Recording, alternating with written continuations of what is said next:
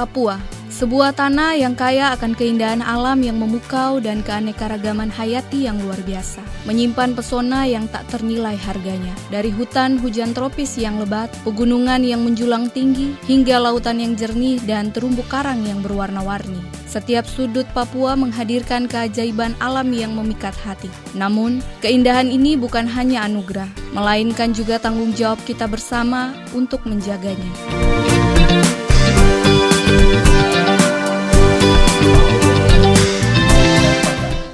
Ekowisata menjadi salah satu jalan untuk menjaga tadi antara keseimbangan ekosistem, pelestarian dan juga pengembangan ekonomi.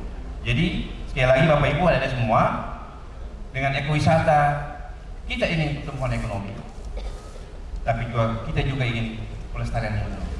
Ujung-ujungnya adalah kesejahteraan masyarakat. Seperti tema dari kegiatan BI tahun ini, ekowisata ya. Jadi Bapak Ibu teman-teman semua, ekowisata itu adalah bentuk kegiatannya, wisata yang berbasis pada alam. Basis alam ya. Kalau dia bukan basis alam, bukan ekowisata namanya. Ada wisata, ada eko. Eko ya lingkungan, alam, ekosistem. Wisata perjalanan orang. Jadi kalau orang bertanya apa sih wisata? Wisata itu sebenarnya perjalanan orang dari suatu tempat ke tempat lain untuk menikmati pemandangan, untuk belajar budaya, belajar tentang kehidupan apa saja.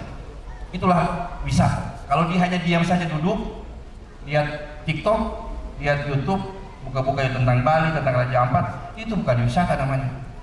Itu hanya kalau di influencer apa ya? Scrolling aja. Tapi kalau wisata itu harus berjalan. Kalau nggak berjalan bukan wisata namanya. Menghayal.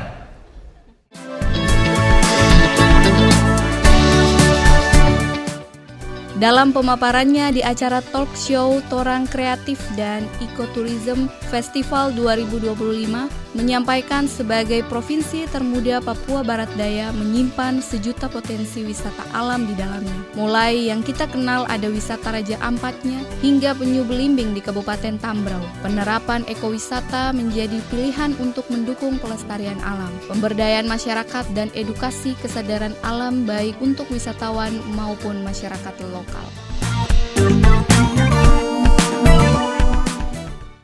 Saya menyikapi hal ini.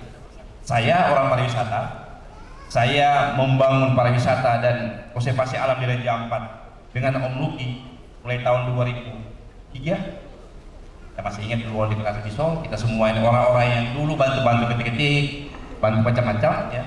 Tapi sekarang kami masih konsisten menjaga itu. Jadi Raja Ampat adalah aset dunia. Bukan cuma aset PBD, tapi aset dunia.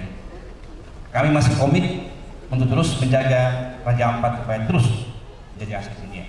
Yang pertama. Yang kedua,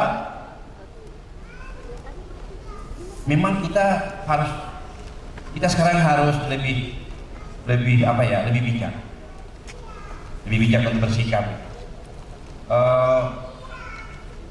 Orang bicara tambang nikel atau apapun tambang, nikel, mau batu bara, mau emas, tembaga, bauksit, semua tambang pasti ada dampak dalam lingkungan, pasti ada.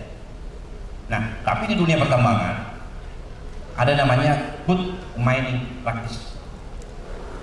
Itu menjadi buku putih, jadi buku pegangan untuk semua orang yang ada di dunia pertambangan untuk mempraktekkan praktek pertambangan yang baik.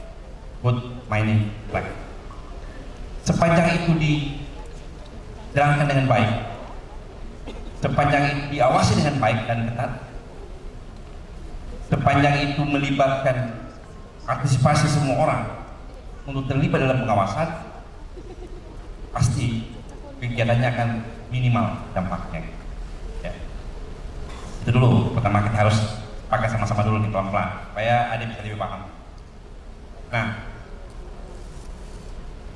di Raja Ampat sendiri, ya adik Cynthia tadi, ya kita 2 minggu ini banyak berhadapan dengan isu-isu pertambangan Raja Ampat, tambang. Sebenarnya hal ini tidak akan terjadi kalau betul-betul kita melihat dengan mata yang jelas bahwa seyogianya, semestinya kawasan-kawasan yang seperti itu ditempatkan dalam zonasi yang aman dan tidak saling mengganggu dengan aktivitas lainnya seperti kelautan, perikanan, dan pariwisata.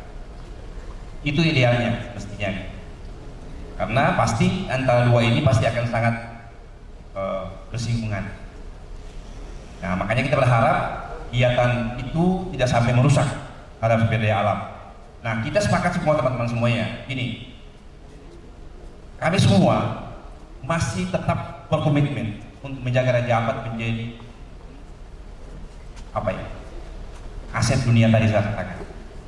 Yang kedua adalah tambang itu yang ada sekarang di Raja Ampat semua legal. Adik-adik harus percaya, legal semua karena ada izinnya.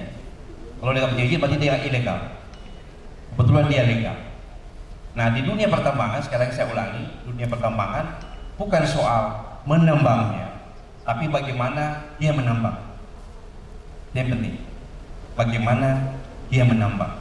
Bukan soal pertambangan boleh atau tidak boleh. Oke? Karena dia legal punya izin, maka yang paling pertanyaan berikutnya adalah bagaimana dia menambang. Apakah dia menerapkan good mining practice? Apakah ada kerusakan alam? Apakah ada kerusakan laut?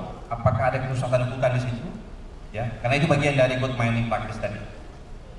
Yang bisa menilai itu adalah ada lembaga khusus yang memang tugasnya mengawasi apabila terjadi kerusakan sumber daya alam. Menjaga pesona alam Papua berarti melindungi warisan yang tak hanya penting bagi generasi sekarang, tapi juga bagi anak cucu kita di masa depan. Melalui kepedulian dan tindakan nyata, mari kita jaga, lestarikan, dan hormati keindahan alam Papua, agar tetap lestari dan dapat dinikmati oleh seluruh dunia.